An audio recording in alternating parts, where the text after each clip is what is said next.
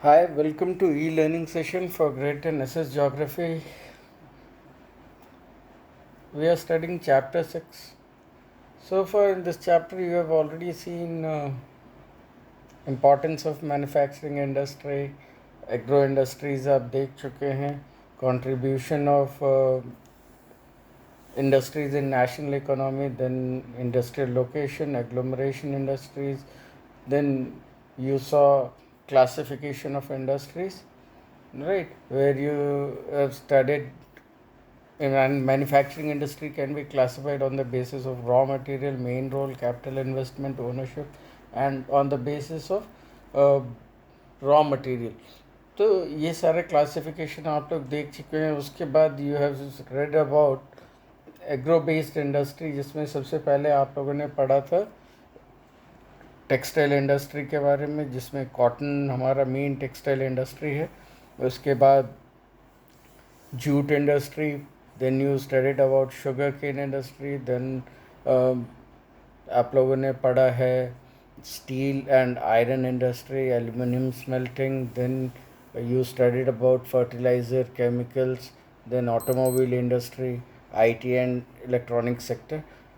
So after studying all this, after considering all this, uh, there is one important point, means industries have their own importance, they have their own significance.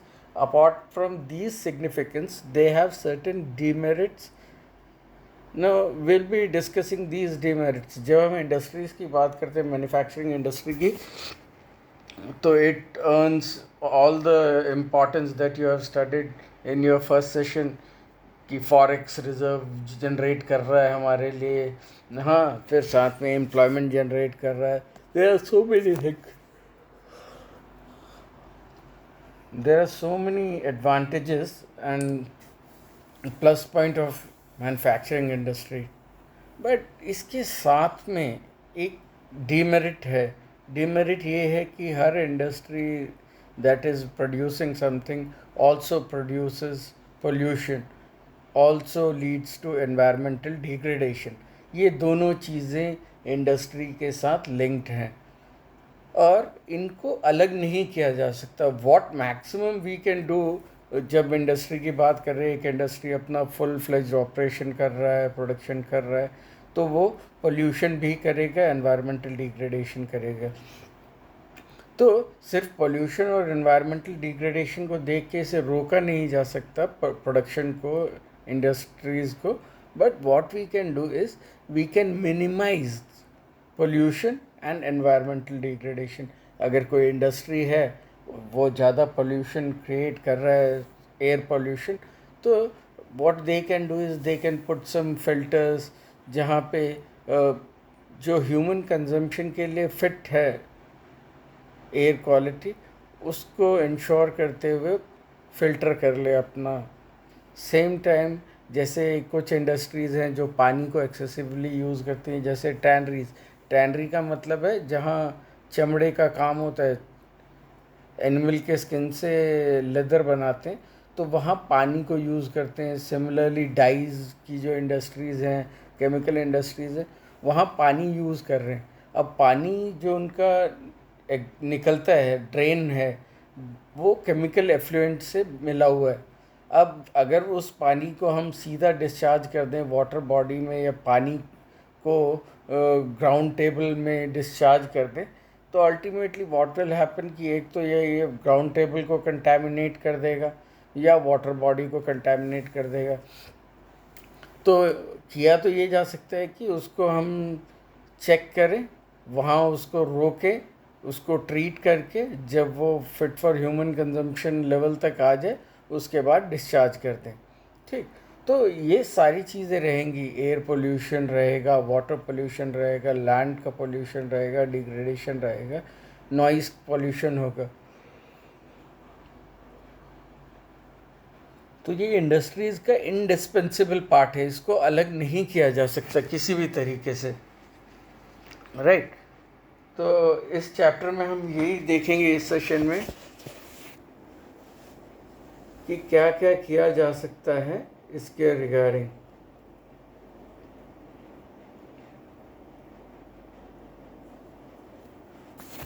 So today we'll study about industrial pollution, environmental degradation. So let's see. Although industries contribute significantly to India's economic growth and development, ये पहली बात है जो उसका industries का plus point है. ठीक है, हमारी इकोनॉमी को ग्रो कर रहा है, डेवलपमेंट हो रहा है, कंट्री का रोज़गार जनरेट हो रहा है, इनकम दे रहा है, सबको प्रॉफिट ला रहा है, फॉरेन एक्सचेंज रिजर्व दे रहा है. बट इसके साथ अब देखते हैं डीमेरिट क्या है. Demerit, the increase in pollution, of land, air, water, noise, resulting degradation of environment, and they have caused cannot be overlooked. तो बात सही है, जब आप इंडस्ट्रीज़ में देख रहे हैं कि इकोनॉमिक ग्रोथ मिल रहा है, डेवलपमेंट मिल रहा है, तो उसके साथ हमारा एनवायरनमेंट भी तो डिग्रेड हो रहा है. कैसे? लैंड पोल्यूशन से, एयर पोल्यूशन से, वाटर पोल्यूशन से, नॉइज़ पोल्यूशन से हमारा एनवायरनमेंट डिग्रेड हो रहा है. तो industries are responsible for 4 types of pollution: air, water, land, noise. Polluting industries also include thermal power plants. तो जब हम इंडस्ट्री की बात कर रहे हैं तो यहाँ पे हमने कहीं पे भी थर्मल पावर प्लांट्स की बात नहीं की, क्योंकि हम उन इंडस्ट्रीज़ की बात कर रहे थे जो प्रोडक्शन करके कुछ फिनिश्ड गुड बना रहे हैं. मगर थर्मल पावर प्लांट्स में क्या है, यहाँ पे हम इलेक्ट्रिसिटी जनरेट कर रहे हैं, और इलेक्ट्रिसिटी जनरेट जो थर्मल पावर प्लांट में हो रही है, इसका प्रोसेस आपने पिछले चैप्टर में देखा है. थर्मल पावर प्लांट कैसे काम करता है. थर्मल पावर प्लांट का काम करने का तरीका है कि वहाँ पे कोल को बर्न किया जाएगा. ठीक, कोल को बर्न करेंगे तो साथ में गैसेस तो गैसेस इवॉल्व होंगी, पोल्यूशन होगा, वो सीधा एटमॉस्फेयर में जाएगा हमारे. राइट. तो कोल को बर्न किस लिए करते हैं? कोल को हम थर्मल पावर प्लांट में बर्न करते हैं ताकि स्टीम जनरेट कर पाए. Oh no, anyways don't worry, हर चीख कोरोना नहीं होती और हर चमकती चीज़ सोना नहीं होती. Right. So don't worry, this is not corona, I believe. The polluting industry include thermal power plants. जो थर्मल पावर प्लांट में कोल को जलाया हमने, पानी को गर्म करे ताकि उससे सुपर इवेपोरेटेड स्टीम बन पाए. वो स्टीम इन टर्न हमारे टर्बाइंस को रोटेट करेगी. टर्बाइंस जब रोटेट होंगी तो वो जनरेटर को रोटेट करेगा और वहाँ से करंट प्रोड्यूस होगा. तो ये पूरा प्रोसीजर है जो थर्मल पावर प्लांट में होता है. तो मगर वहाँ पे एनर्जी जनरेट करने के लिए, वाटर को सुपर इवेपोरेटेड स्टीम बनाने के लिए कोल यूज़ करते हैं. तो यहाँ पे वो भी एक बड़ा मेजर कारण है. So let's take up our first pollution, that is air pollution. Air pollution is caused by the presence of high portion of undesirable gas such as sulphur dioxide, carbon monoxide. तो air pollution में क्या है कि कोई भी ऐसी चीज़ जो हमारे लिए अनडिज़ायरेबल है, वैसे तो एयर को अगर आप देखें तो air is already a mixture of gases, है ना, बहुत सारी गैसेस हैं. मगर वो सारी गैस ह्यूमन कंजम्पशन के लिए, एक इंसान के लिए ख़तरनाक नहीं है. मगर जब कुछ ऐसी गैसेस को हम रिलीज़ कर दें एटमॉस्फेयर में which is not desirable at all for human, या ह्यूमन कंजम्पशन के लिए फ़िट नहीं है, या उसके रेस्पिरेशन के लिए सही नहीं है, तो हम उससे मानेंगे एयर पोल्यूशन. और ये गैसेस कौन कौन की सी हो सकती है? सल्फ़र डाइऑक्साइड हो सकती है, कार्बन मोनोऑक्साइड हो सकता है. Airborne particulate material contain both solid and liquid like dust, spray, mist and smoke. तो यहाँ पे बात कर रहे हैं हम airborne particulate material. Particulate material का मतलब है कुछ ऐसा लिक्विड फॉर्म हो या सॉलिड फॉर्म में पार्टिकल्स होंगे जो with that will keep remain suspended in air, हवा में लटके हुए रहेंगे, घुले मिले रहेंगे. हाँ, अदरवाइज यूजुअली अगर सॉलिड सब्सटेंस है तो क्या है, ड्यू टू इट्स वेट वो नीचे आके सेटल डाउन हो जाएगा. मगर अगर उसका लाइट वेट है तो it will remain suspended in air. ठीक, एयर में सस्पेंडेड रहेगा। चलिए इसको हम यहाँ पे देखते हैं।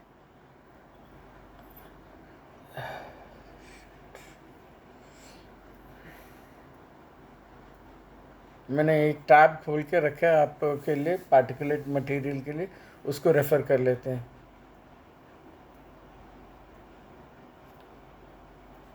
And here it is.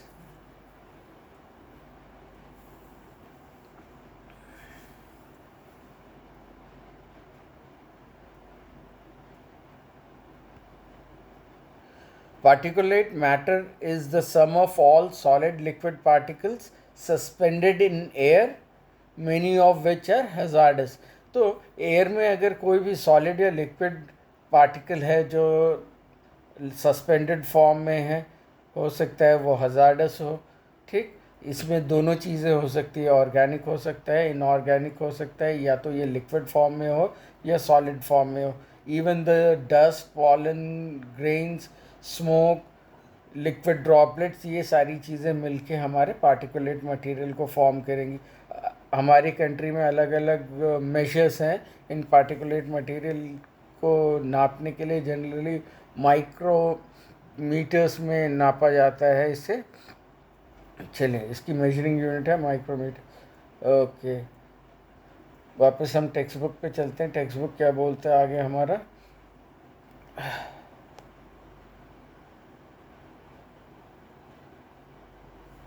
There is a time delay, नहीं? चलिए of I believe 3 to 4 seconds. So ये पार्टिकुलेट मटेरियल को हमने देख लिया। Airborne particulate material means anything solid और liquid particle which remain suspended in air, जहाँ पे क्या क्या हो सकता है, dust, spray, mist, smoke, pollen grains और इस तरह की बहुत सारी चीज़ें। Smoke is emitted by chemical and paper factories, chemical factory से हो सकता है, पेपर फैक्ट्री हो सकता है। ब्रिक क्लिंस मतलब है ईंट की भट्टी। ऑयल रिफाइनरीज, मेल्टिंग प्लांट, जहाँ पे भी हम फेरस मटेरियल मेटल्स को मेल्ट करते हैं, ठीक है, वो स्मेल्टिंग प्लांट्स में। Burning of fossil fuel, burning of fossil fuel कहाँ हो रहा है? जैसे हमारी गाड़ियों से फॉसल फ्यूल हम जला रहे हैं, पेट्रोल, डीजल, ठीक है। फिर दूसरी चीज़ हो सकती है कि थर्मल पावर प्लांट में हम फॉसल फ्यूल जला रहे हैं। And small factories that ignore pollution norms.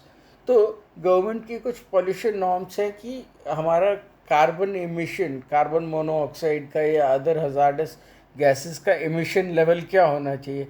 अगर आपका एमिशन लेवल उससे ज़्यादा है तो आप उसको ट्रीट करो, उसके बाद एटमॉस्फेयर में डिस्चार्ज करो। मगर जनरली अगर स्मॉल फैक्ट्री है, छोटी फैक्ट्री है, छोटी इंडस्ट्री है, वो इन सारी चीज़ों को इम्प्लीमेंट करने लगे तो उसका कॉस्ट ऑफ प्रोडक्शन बढ़ जाता है। अगर मैं अपना चाहे वाटर ट्रीटमेंट प्लांट एक एडिशनल लगाऊं या एयर ट्रीटमेंट प्लांट लगाऊं, तो वो एक एडिशनल कॉस्ट है फैक्ट्री के लिए। तो जो छोटी फैक्ट्री हैं वो अफोर्ड भी नहीं कर पाएंगी इसे, और उनका दाम बढ़ जाएगा, प्रॉफिटेबिलिटी घटेगी। तो इस चक्कर में these factories ignore these pollution norms. Toxic gas leaks can be very hazardous. तो कई इंडस्ट्रीज़ ऐसी हैं, अभी रिसेंटली आपने सुना होगा विशाखापट्टनम में एक ब्लास्ट हुआ था फर्नेस में, तो वहाँ पे इंडस्ट्री हजार्डस गैस लीक हुआ, कई लोगों की जानें चली गई। ऐसे ही एक इंसिडेंस हुआ था भोपाल गैस ट्रेजिडी, भोपाल में। चलिए इसको भी हम देखते हैं। यहाँ पे एक टैब खोल के ऑलरेडी रखा है आप लोगों के लिए। Let's see.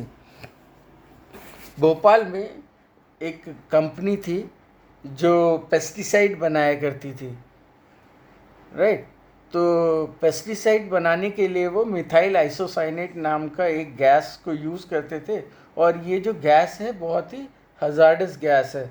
अगर इनहेल कर लिया जाए, डायरेक्ट इनहेल कर लिया जाए तो सीधा इंसान मर जाता है।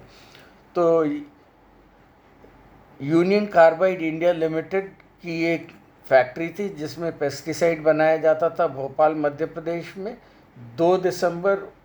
2 से 3 दिसंबर की मिडनाइट की बात है, 1984 में गैस रिलीज़ हुआ MIC गैस, और लोग, क्योंकि उस टाइम इसका जो इफ़ेक्ट था इतना ज़्यादा इसलिए था कि जब ये गैस रिलीज़ हुआ उस time most of the people were sleeping inside, right.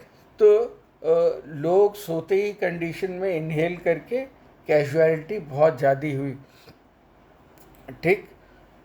और आज तक इसका केस चल रहा है। There is a person whose UK citizen, Warren Anderson, इसके जो CEO थे यूनाइटेड कार्बाइड कॉरपोरेशन के, उनके ऊपर आज भी केस दर्ज करके बहुत सालों से ये मैटर चल रहा है इंडिया एंड US के बीच में, ठीक। तो हजार्डस गैस अलग अलग industries, insecticide, pesticide, chemical industries जो भी हैं यूज़ करती हैं, फर्टिलाइज़र इंडस्ट्रीज यूज़ करती हैं nitrogenous gases which are harmful for us. तो इन गैसेस के रिलीज़ हो जाने से एक तो पोल्यूशन बढ़ता है और directly it is a hazard and risk for human life. और थोड़ा सा अब यहाँ पे ये भी देख लेते हैं पोल्यूशन के बारे में। तो इंडिया में जो पोल्यूशन है उसका मेजर कंट्रीब्यूटिंग फैक्टर्स को अगर आप देखें तो 51%, I am reading somewhere here if you want to see, we are not discussing this, हम अभी यहाँ पे हैं, इस चीज़ को कंसिडर कर रहे हैं, इस स्टेटमेंट को। In India 51% of pollution is caused by industrial pollution. तो हमारा जो मोर देन 50% जो पोल्यूशन है वो हमारी इंडस्ट्रीज़ कर रही हैं। 27% का कंट्रीब्यूशन व्हीकल्स का है, 17% जो पोल्यूशन है वो क्रॉप बर्निंग से हो रहा है, 5% दिवाली के क्रैकर से। तो ये ओवरऑल ब्रेक डाउन है हमारे पोल्यूशन का। सो ये you can very clearly see कि 51% of the pollution is caused by industries, right. चलिए अब हम वापस चलें अपने इस पे, टेक्स्ट बुक को रेफर कर लेते हैं।